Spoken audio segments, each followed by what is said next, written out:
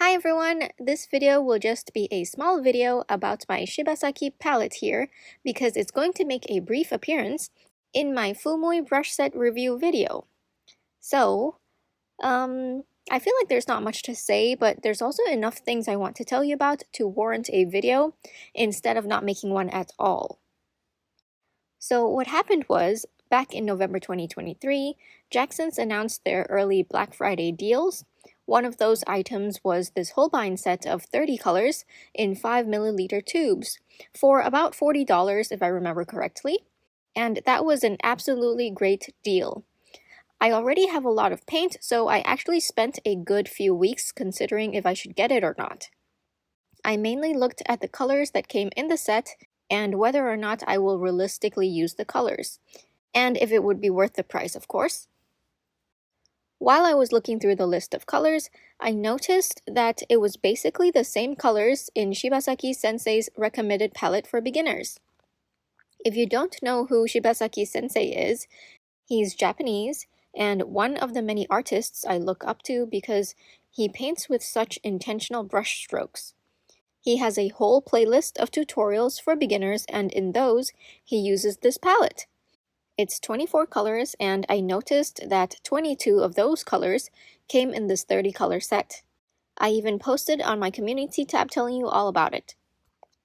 Well, long story short, I ended up getting this set because there are several colors I haven't tried from Holbein, and I'll be able to make use of most of the colors.